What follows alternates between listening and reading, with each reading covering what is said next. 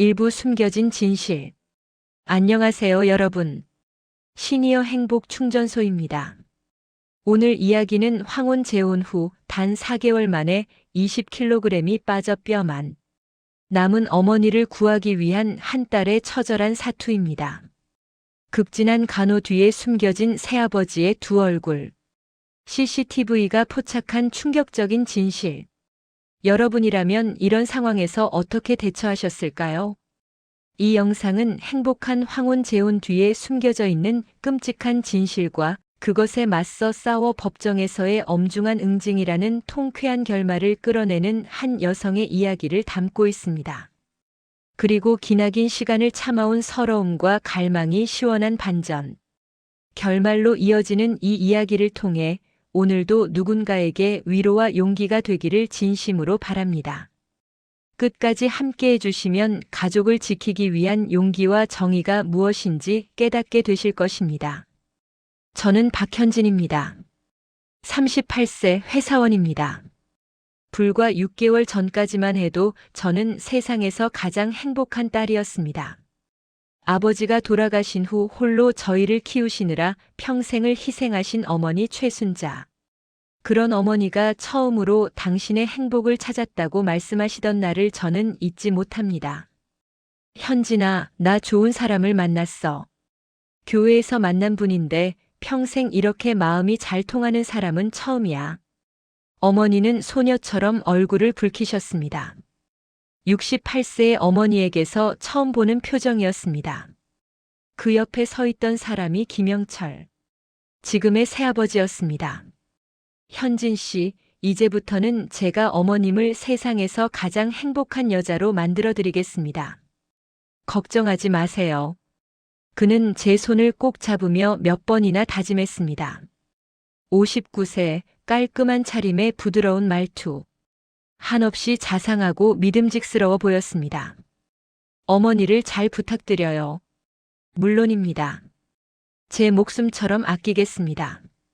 어머니의 얼굴에 피어나는 웃음꽃을 보며 저는 진심으로 두 사람을 축복했습니다. 평생의 외로움이 드디어 끝나는구나. 이제 우리 어머니도 기댈 어깨가 생겼구나. 2024년 6월 15일 결혼식 날. 곱게 한복을 차려입고 세상 누구보다 환하게 웃던 어머니의 모습은 제 마음속 아버지의 빈자리를 채워주는 것만 같았습니다. 그 행복이 이토록 짧은 신기루일 줄은 꿈에도 몰랐습니다. 결혼 후 한 달이 지났습니다. 현진아, 이번 주말에 집에 올 수 있니? 어머니의 전화였습니다. 목소리가 평소와 달랐습니다. 힘이 없고 뭔가 조심스러웠습니다. 무슨 일이세요, 엄마? 아니야, 그냥 보고 싶어서. 주말 어머니가 사시는 강남구 아파트를 방문했습니다. 초인종을 누르자 김영철이 문을 열었습니다. 아, 현진 씨. 어서 와요. 어머니 계세요? 안에서 쉬고 계세요.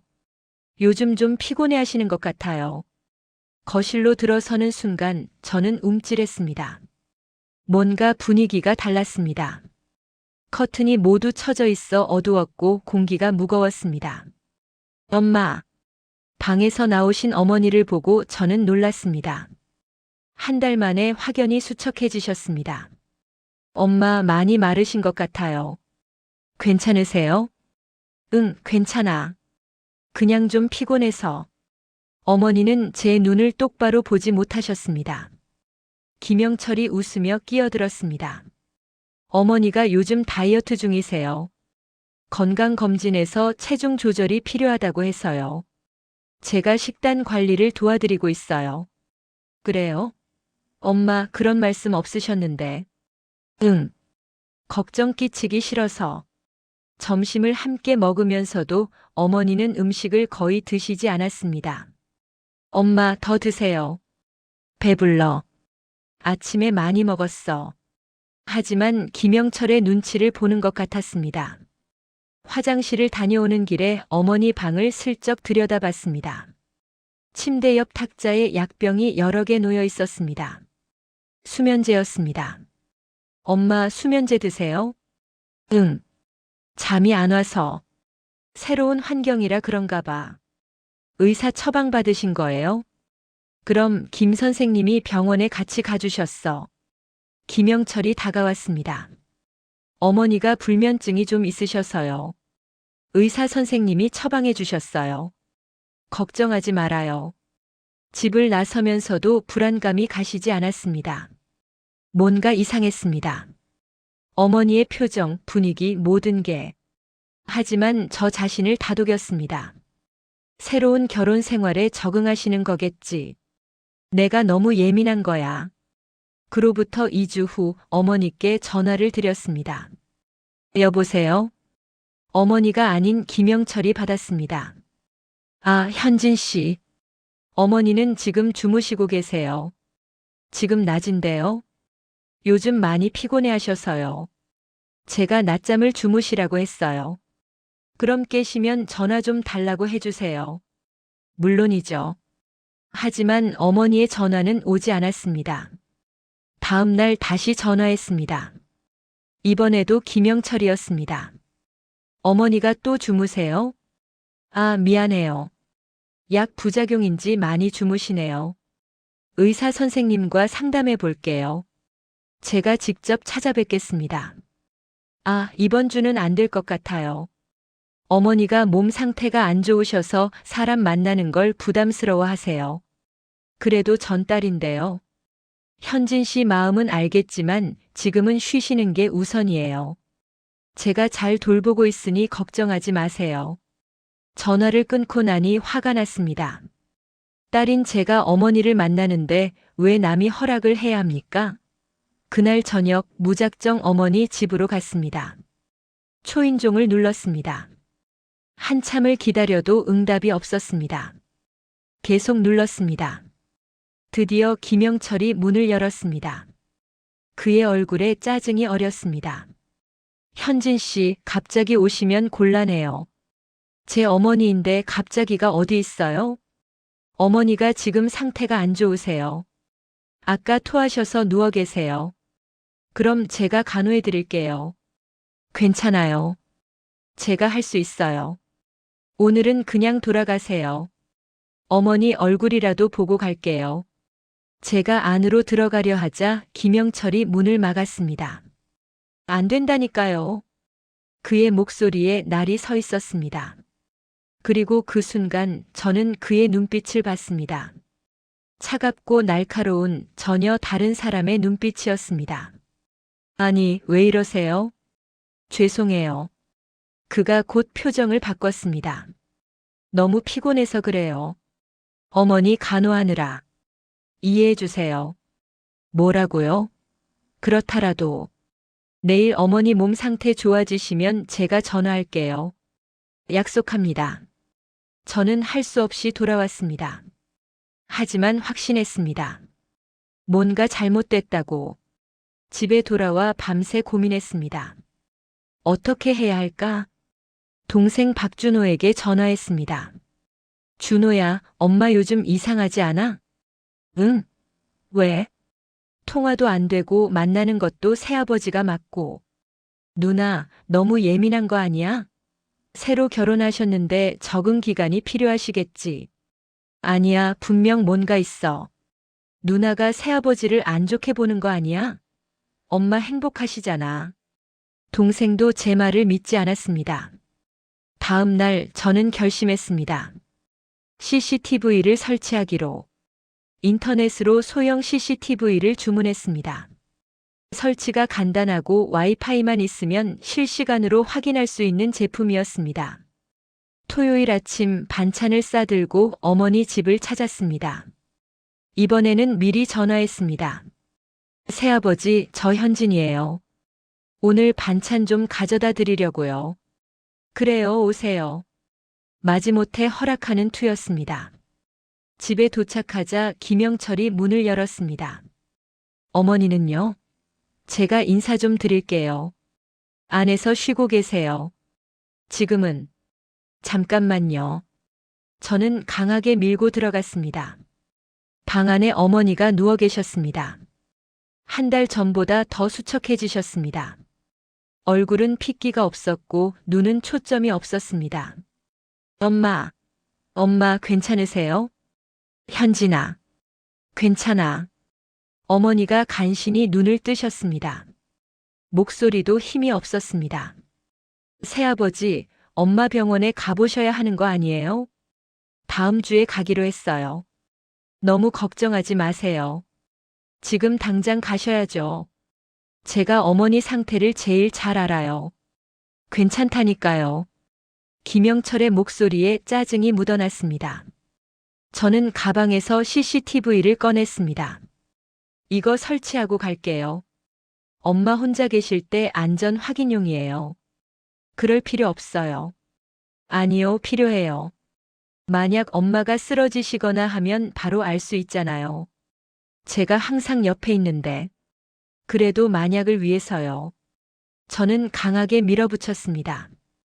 김영철은 더 이상 거부하지 못했습니다. 거부하면 오히려 의심받을 것을 알았기 때문입니다. 거실 선반 위 눈에 잘 띄지 않는 곳에 카메라를 설치했습니다. 와이파이에 연결하고 제 휴대전화에 앱을 깔았습니다. 이제 실시간으로 확인할 수 있어요. 엄마 걱정하지 마세요. 어머니가 제 손을 꼭 잡으셨습니다. 그 손에 힘이 없었습니다. 현진아. 뭔가 말하려는 듯 했지만 김영철이 다가왔습니다. 현진 씨, 이제 가보는 게 어때요? 어머니 쉬셔야 해요. 저는 어머니를 뒤로 하고 집을 나왔습니다. 엘리베이터 안에서 앱을 실행했습니다. 화면에 거실이 보였습니다. 이제 진실을 알 수 있겠지. 그날 밤 11시. 저는 CCTV 앱을 켰습니다. 화면 속 거실은 어두웠습니다. 불이 꺼져 있었습니다. 잠시 후 복도에서 불빛이 보였습니다. 김영철이 나타났습니다. 그는 냉장고를 열었습니다. 뭔가를 꺼내더니 식탁에 놓았습니다. 그리고 다시 방으로 들어갔습니다. 10분 후 어머니가 방에서 나오셨습니다. 비틀거리며 걸으셨습니다. 벽을 짚으며 간신히 거실로 나오셨습니다. 식탁으로 다가가셨습니다. 거기에 놓인 음식을 보셨습니다. 빵 한 조각과 물 한 컵. 어머니가 빵을 집어 드셨습니다. 한 입, 두 입. 급하게 드셨습니다. 그때 김영철이 나타났습니다. 어머니가 깜짝 놀라 빵을 내려놓으셨습니다. 김영철이 뭔가 말했습니다. 소리는 들리지 않았지만 어머니의 표정이 굳어졌습니다. 그가 빵을 집어들었습니다. 그리고 멀리 있는 선반 위에 올려놓았습니다. 어머니가 손을 뻗으셨지만 닿지 않았습니다. 물이라도. 어머니가 입을 움직이는 게 보였습니다. 김영철이 물컵도 치웠습니다. 어머니가 무릎을 꿇고 애원하셨습니다. 하지만 김영철은 냉정하게 방으로 돌아갔습니다. 어머니는 한참을 그 자리에 주저앉아 계셨습니다. 그리고 바닥에 쓰러지셨습니다. 저는 비명을 질렀습니다. 엄마. 손이 떨렸습니다. 즉시 112에 전화를 걸었습니다. 지금 당장 강남구 행복드림 아파트 1502호로 와주세요. 제 어머니가 쓰러지셨어요. 학대당하고 계세요. 침착하세요. 지금 출동하겠습니다. 저도 차를 몰고 어머니 집으로 향했습니다. 20분 후 아파트 앞에 도착했을 때 이미 경찰과 구급차가 와 있었습니다. 딸입니다. 제 어머니. 응급구조사들이 들것에 어머니를 싣고 나왔습니다. 어머니.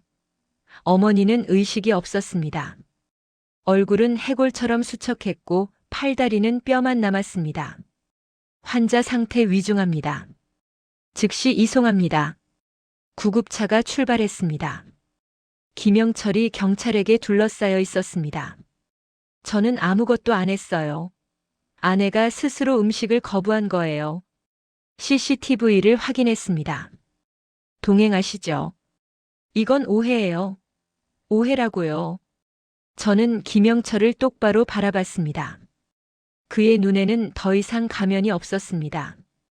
차가운 분노와 계산만이 남아 있었습니다. 당신이 우리 엄마한테 무슨 짓을 한 거예요? 그는 대답하지 않았습니다. 구급차를 따라 병원으로 향하면서 저는 휴대전화를 꺼내 CCTV 영상을 저장했습니다. 이 영상이 증거가 될 것입니다. 어머니를 구하는 증거가, 그리고 그 악마를 처벌하는 증거가. 2부 드러나는 진실. 서울대 병원 응급실. 보호자 누구세요? 네, 저 딸입니다. 의사가 심각한 표정으로 말했습니다. 환자분 상태가 매우 위중합니다. 극심한 영양실조와 탈수 증세를 보이고 있어요. 체중이 정상 체중의 70%밖에 안 됩니다. 그게 무슨?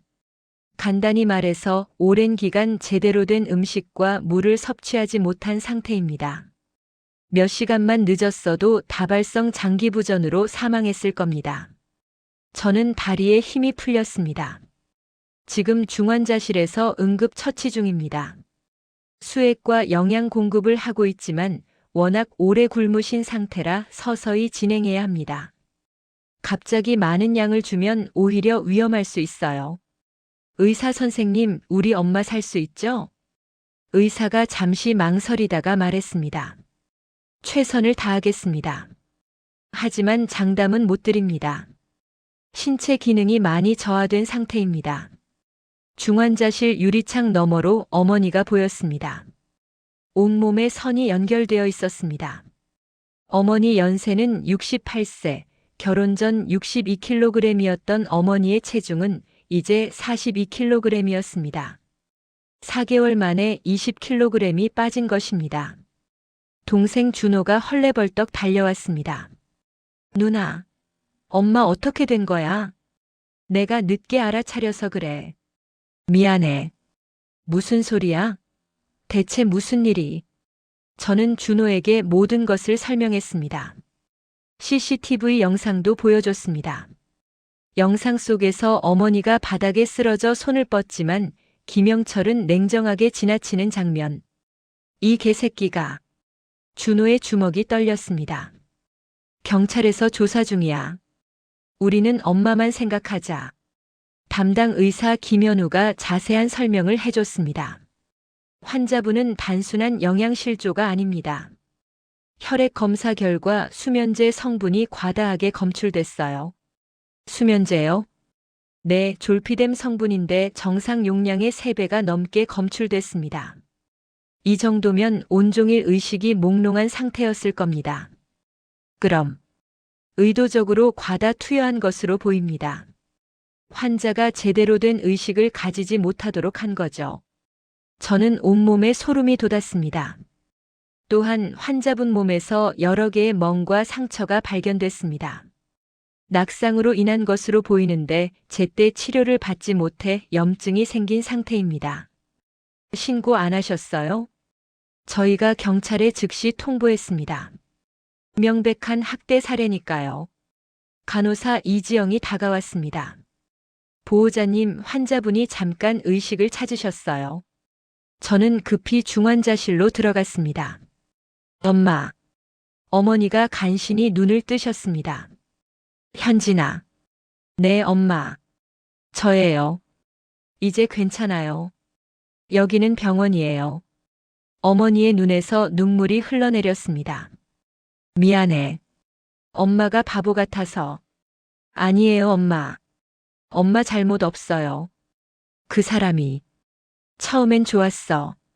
정말 좋은 사람인 줄 알았어. 지금은 말씀하지 마세요. 나중에 천천히 들을게요. 아니야.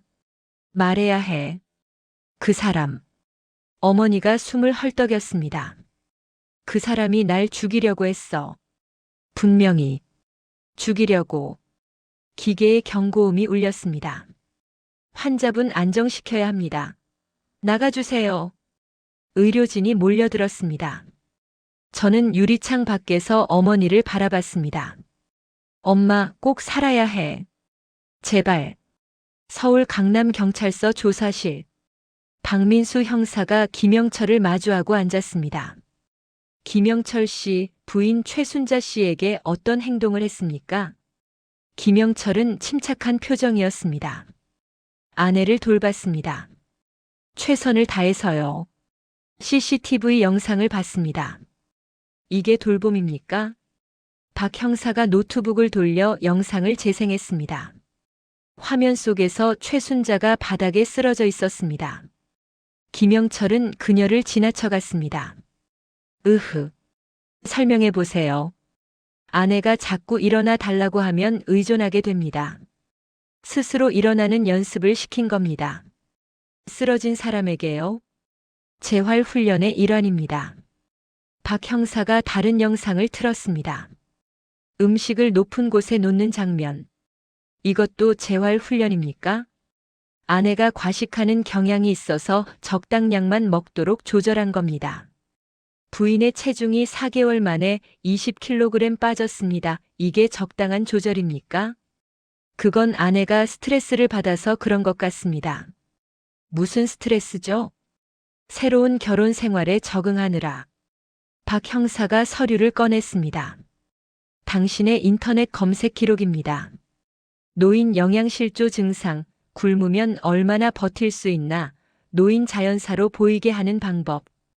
이것도 설명해 보시죠. 김영철의 얼굴이 굳었습니다. 그건 아내 건강이 걱정돼서 검색한 겁니다. 자연사로 보이게 하는 방법이 건강 걱정입니까? 혹시라도 아내에게 무슨 일이 생기면 어쩌나 해서. 거짓말하지 마세요. 박 형사가 다른 서류를 펼쳤습니다. 최순자 씨 명의로 가입된 종신보험 3건, 총 보험금 1억 5천만 원. 수익자는 모두 당신입니다. 가입 시기는 결혼 직후인 7월 초. 이것도 우연입니까? 부부가 서로를 위해 보험 드는 건 당연한 거 아닙니까? 서명 필적 감정 결과 위조로 나왔습니다. 부인의 동의 없이 당신이 임의로 가입한 겁니다. 아닙니다. 아내가 동의했어요. 그럼 왜 서명을 위조했습니까?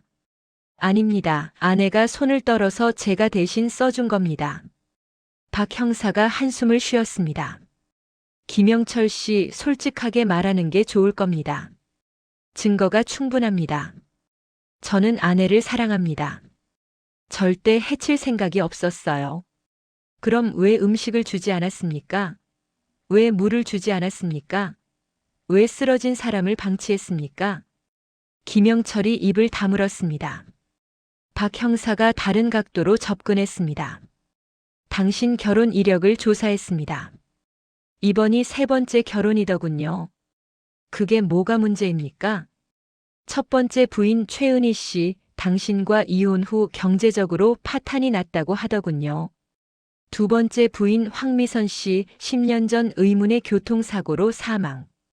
그때 보험금 8천만 원을 받으셨죠. 김영철의 얼굴이 창백해졌습니다. 그리고 당신 어머니. 25년 전 68세에 갑자기 돌아가셨는데 당시 통장에서 거의 모든 돈이 빠져나간 상태였습니다. 누가 빼갔죠? 그건 어머니가 제게 주신 겁니다. 패턴이 보입니다. 김영철 씨. 당신은 30년 동안 같은 짓을 반복해왔어요. 재산이 있는 여성을 찾고 결혼하고 고립시키고 재산을 빼내고 죽음으로 몰아갑니다. 말도 안 되는 소리. 이번에는 CCTV가 있었습니다. 당신의 범죄가 모두 기록됐어요. 김영철이 책상을 쳤습니다. 제 변호사를 부르겠습니다. 경찰은 김영철의 과거를 본격적으로 조사하기 시작했습니다. 첫 번째 부인 최은희를 찾아갔습니다. 그 사람 이름을 다시 듣게 될 줄은. 최은희 65세는 떨리는 목소리로 말했습니다. 25년 전에 이혼했어요. 결혼 생활 3년이었는데 지옥 같았습니다. 어떤 점에서요? 처음엔 완벽한 남편이었어요. 다정하고 배려심 많고. 그런데 결혼하고 3개월쯤 지나니까 본색을 드러내기 시작했어요. 무슨 본색이죠? 제 통장을 관리하겠다고 했어요. 부부니까 투명하게라면서요. 그리고 제 명의로 대출을 받았어요.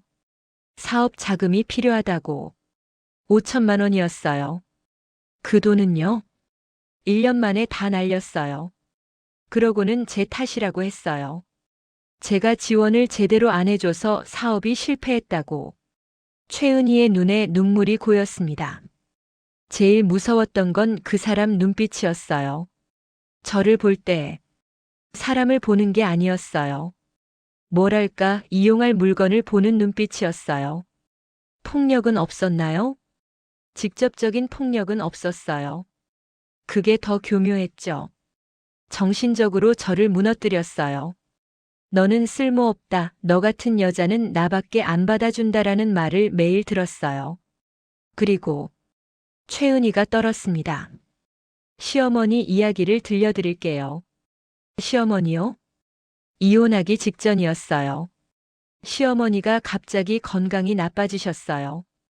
그런데 그 사람이 병원에 모시고 가는 걸 계속 미뤘어요. 왜요? 돈이 아깝다고 했어요. 어차피 나이 드신 분인데 병원비 쓸 필요 없다라고. 저는 충격받았죠. 결국 시어머니는 돌아가셨어요. 사인은 노환.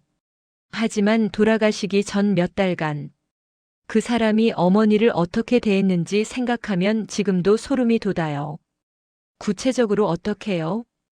음식을 잘 안 챙겨줬어요. 혼자 드시게 놔두는 게 좋다면서. 제가 챙겨드리려고 하면 화를 냈어요. 그리고 시어머니 통장에서 돈이 계속 빠져나갔어요. 신고는 안 하셨습니까? 증거가 없었어요. 그리고 그때는 저 자신도 지쳐서 그냥 도망치듯 이혼했어요. 박 형사는 다음으로 두 번째 부인의 가족을 찾았습니다. 황미선의 오빠 황대식 68세 증언했습니다. 동생이 10년 전에 교통사고로 죽었어요. 운전 중에 갑자기 가드레일을 들이받았다고. 의문점이 있었습니까? 많았죠. 동생은 운전을 아주 조심스럽게 했어요. 게다가 사고 당일 아침에 저한테 전화했었어요. 뭐라고 하던가요? 오빠 이상해. 요즘 김영철이 이상해라고 했어요. 뭔가 계획하는 것 같아라고. 구체적으로요? 동생이 보험에 가입되어 있다는 걸 그때 처음 알았대요. 자기가 가입한 적 없는데 보험 증서가 나왔다고. 김영철한테 물어봤더니 깜빡하고 말 안 했다라고 했대요. 그리고 그날 오후에 사고가 났어요. 황대식의 목소리가 떨렸습니다. 경찰 조사 결과 동생 혈액에서 수면제 성분이 나왔어요. 김영철 명의로 처방받은 수면제였죠. 하지만 부부가 함께 복용했다라고 주장했고 타살 증거가 없어서 사고로 결론이 났어요. 저는 지금도 확신해요. 김영철이 동생을 죽인 거라고. 그 보험금 8천만 원 때문에. 검찰은 본격적으로 수사에 착수했습니다. 담당 검사 강지혜는 저를 불렀습니다. 박현진 씨, 어머니의 변화를 언제부터 느끼셨습니까? 결혼하고 한 달쯤 후부터였어요. 전화 통화가 안 됐고 만나려고 해도 김영철이 막았어요. 구체적으로 어떻게 막았죠? 어머니가 주무신다, 몸 상태가 안 좋다, 사람 만나는 걸 부담스러워한다. 매번 핑계가 달랐어요. 의심하지 않으셨습니까? 했죠. 그런데 저는 목이 메었습니다. 제가 너무 늦게 행동했어요. 더 빨리 알아챘어야 했는데. 본인을 책망하지 마세요. 김영철은 매우 교묘한 범죄자입니다. 강 검사가 서류를 보여줬습니다. 어머니 최순자 씨의 재산 목록입니다. 결혼 전 총 자산 4억 원. 아파트, 예금, 주식 등이었죠. 네. 결혼 후 4개월간 1억 2천만 원이 빠져나갔습니다. 김영철 계좌로 이체됐어요. 뭐라고요? 어머니 명의로 된 공인인증서를 사용한 흔적이 있습니다. 하지만 그 시기 어머니는 이미 제대로 된 의식이 없는 상태였어요. 불법 이체입니다. 저는 분노로 온몸이 떨렸습니다. 또한 아파트 매매 계약서도 발견됐습니다. 어머니 아파트를 팔고 김영철 명의로 재구매하는 내용이었어요. 다행히 아직 실행되지는 않았습니다. 그럼 김영철의 계획은 명확합니다. 재산을 빼내고 어머니를 죽이고 보험금까지 타내는 것. 완전 범죄를 노렸던 겁니다. 강 검사가 저를 똑바로 봤습니다. 박현진 씨 CCTV를 설치한 게 어머니 생명을 구했습니다. 그게 없었다면 우리는 진실을 몰랐을 겁니다. 네. 흐흑. 이 사건은 반드시 법정에서 승리하겠습니다. 어머니를 위해 그리고 미래의 피해자들을 위해. 2주가 지났습니다. 어머니는 중환자실에서 일반 병실로 옮겼습니다. 상태가 호전되고 있었습니다. 현진아, 미안해. 엄마가 바보 같았어. 아니에요, 엄마. 어머니가 눈물을 흘렸습니다. 처음엔 정말 좋은 사람인 줄 알았어. 다정하고 배려심 많고. 너희 아버지 돌아가시고 혼자 외로웠는데. 김영철이 햇살 같았어. 처음엔. 결혼하고 한 달은 행복했어. 진짜로. 그런데 어느 날부터 달라지기 시작했어. 어머니가 떨리는 목소리로 말했습니다. 음식을 조금씩만 줬어. 건강을 위해서라면서. 처음엔 다이어트인 줄 알았어. 그런데 점점 배가 고팠어. 너무 고파서 밤에 몰래 냉장고를 열려고 하면 그 사람이 잠을 안 자고 지키고 있었어. 왜 약속을 안 지키시냐며 화를 냈어. 그리고 그 다음 날은 음식을 아예 안 줬어. 수면제도 먹였어. 많이. 온종일 정신이 없었어. 꿈인지 현실인지 구분이 안 됐어. 엄마. 제일 무서웠던 건 어머니가 흐느꼈습니다. 그 사람 눈빛이었어. 나를 볼 때 사람을 보는 게 아니었어. 곧 처리할 쓰레기를 보는 눈빛이었어. 한 번은 쓰러졌는데 그 사람이 그냥 지나갔어. 나를 내려다보더니 그냥 갔어. 그때 알았어. 아, 이 사람이 날 죽이려고 하는구나. 왜 말씀 안 하셨어요? 우리한테 전화라도. 전화를 못하게 했어. 내 휴대전화를 가져갔어. 그리고 너희가 왔을 때도 그 사람이 계속 옆에 있었잖아. 뭘 말하면 나중에 벌을 받을까봐 무서웠어. 어머니가 제 손을 꼭 잡았습니다. 현진아, 고마워. 내가 날 구해줬어. 내가 아니었으면 엄마는. 엄마, 이제 괜찮아요. 이제 안전해요. 그 사람은 구속됐어요. 곧 재판받을 거예요. 다행이다. 그 사람이 또 다른 사람을 해칠까봐 무서웠어. 동생 준호도 매일 병문안을 왔습니다. 엄마, 죄송해요. 제가 누나 말을 믿었어야 했는데. 아니야, 준호야. 너희 잘못이 아니야. 가족이 다시 모였습니다. 하지만 어머니의 마음에 깊은 상처가 남았다는 것을 알 수 있었습니다. 밤이면 악몽을 꾸셨습니다. 김영철이 나타나는 꿈. 엄마, 괜찮으세요? 응. 꿈을 꿨어. 어머니는 정신과 상담이 필요했습니다. 트라우마는 쉽게 사라지지 않을 것입니다. 하지만 어머니는 살아계셨습니다. 그것만으로도 감사했습니다. 이제 남은 건 김영철을 법정에서 처벌하는 것, 정의를 실현하는 것. 3부 정의의 심판. 2024년 12월 5일 서울중앙지방법원. 김영철의 첫 공판이 열렸습니다. 법정은 방청객과 언론으로 가득했습니다. 이 사건은 이미 전국적인 이슈가 되어 있었습니다. 김영철이 피고인석에 앉았습니다. 깔끔한 정장 차림에 침착한 표정. 여전히 억울한 듯한 얼굴이었습니다. 재판장이 입장했습니다. 피고인 김영철, 일어서십시오. 검사의 공소 사실을 인정합니까? 인정하지 않습니다, 재판장님. 강지혜 검사가 일어섰습니다. 검사는 피고인이 배우자 최순자 씨를 계획적으로 학대하여 사망에 이르게 하려 한 살인미수 사문서위조 사기 등의 혐의를 입증하겠습니다. 강 검사는 CCTV 영상을 재생했습니다. 법정 스크린에 어머니가 바닥에 쓰러져 도움을 청하는 장면이 나왔습니다. 하지만 김영철은 냉정하게 지나쳤습니다. 방청석에서 탄식 소리가 흘러나왔습니다. 재판장님, 이 영상은 단 하루의 기록이 아닙니다. 수십 일간 반복된 학대의 증거입니다. 강 검사는 차례로 증거를 제시했습니다. 음식을 높은 곳에 놓는 장면, 물을 거부하는 장면, 쓰러진 최순자를 방치하는 장면. 피고인의 변호인은 이것이 재활치료였다고 주장할 것입니다.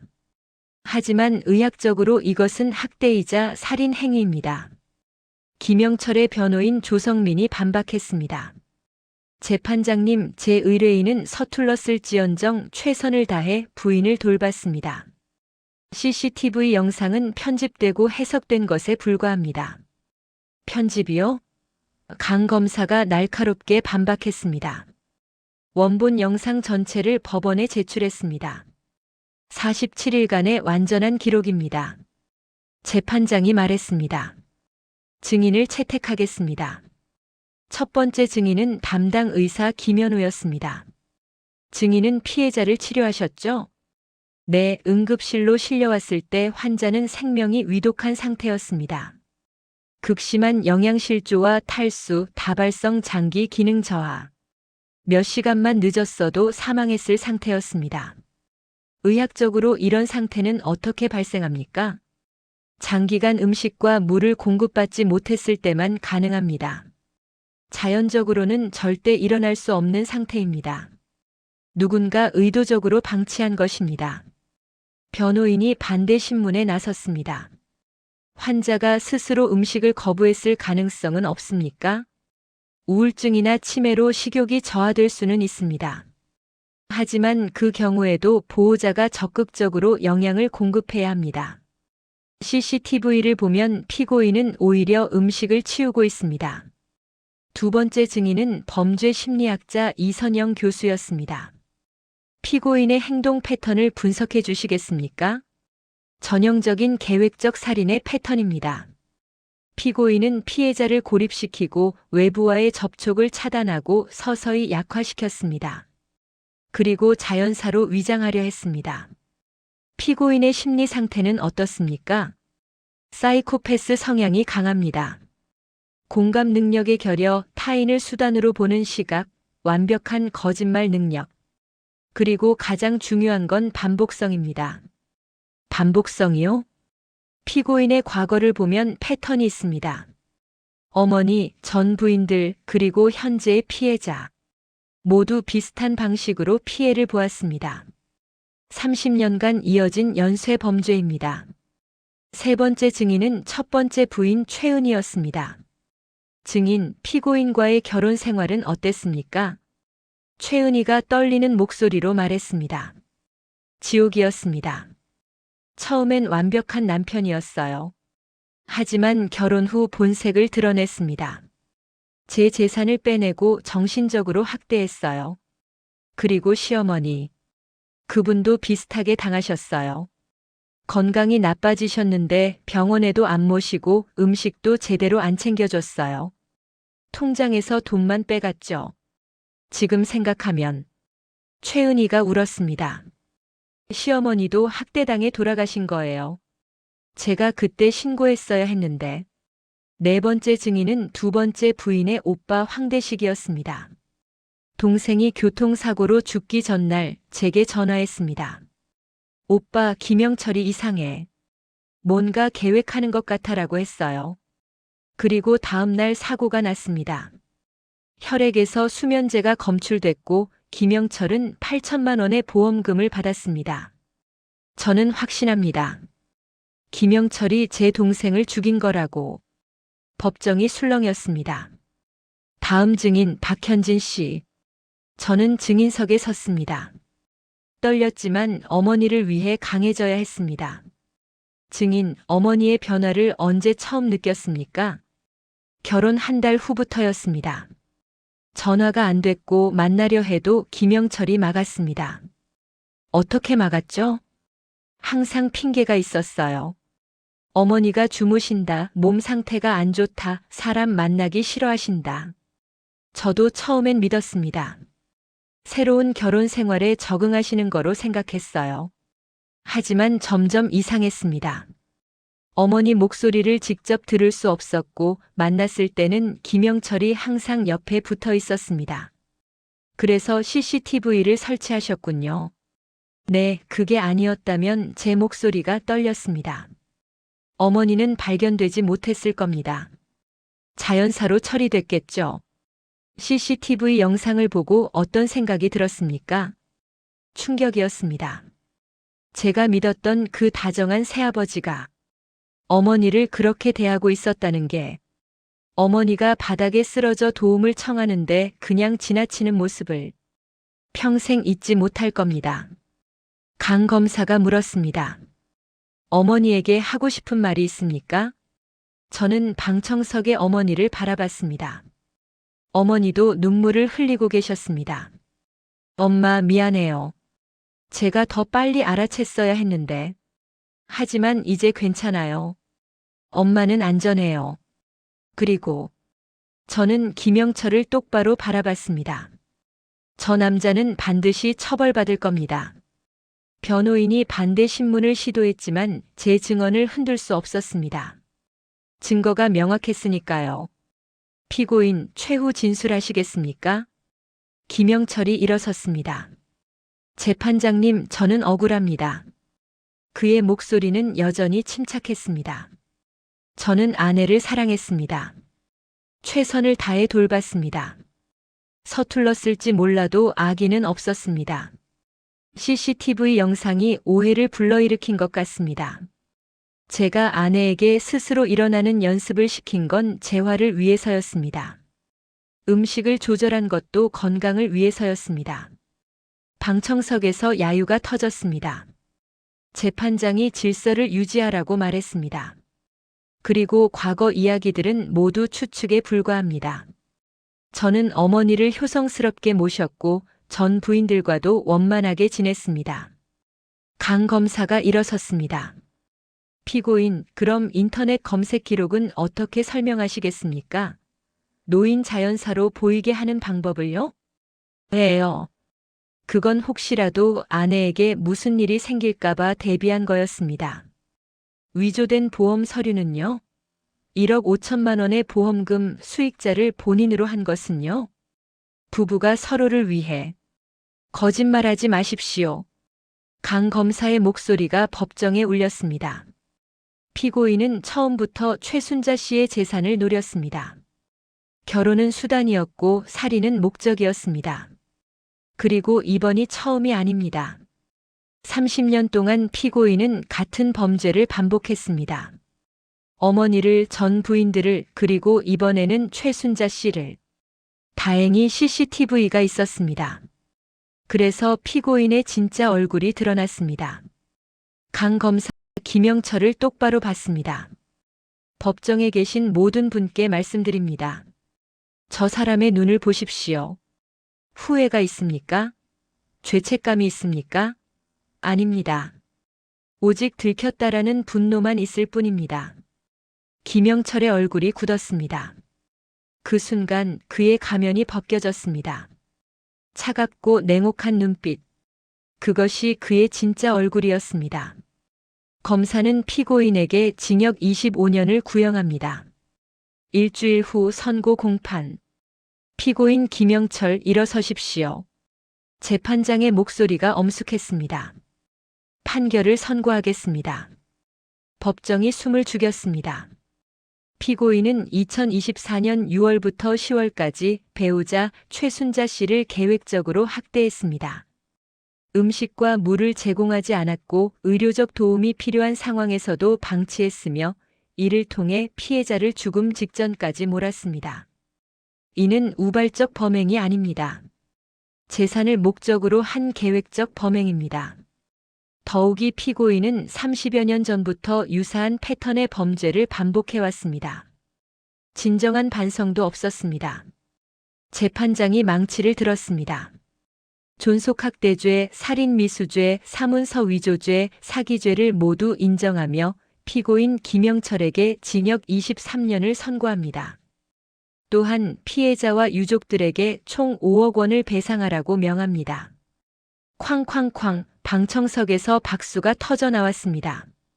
저는 어머니를 꼭 안았습니다. 어머니도 저도 동생도 울었습니다. 엄마, 이제 끝났어요.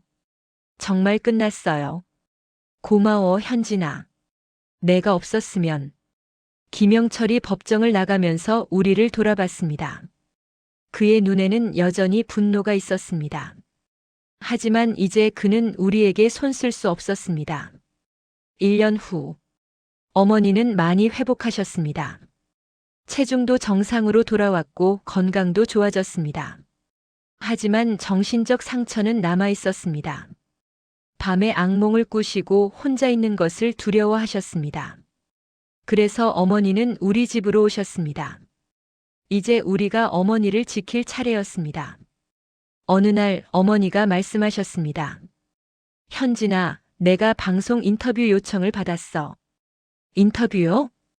응, 내 이야기를 하면 다른 피해자들에게 도움이 될 것 같아서 할까? 엄마가 원하시면요. 인터뷰 당일 어머니는 카메라 앞에 앉으셨습니다. 저는 바보였어요. 외로움 때문에 판단력을 잃었죠. 하지만 지금 같은 상황에 있는 분들께 말씀드리고 싶어요.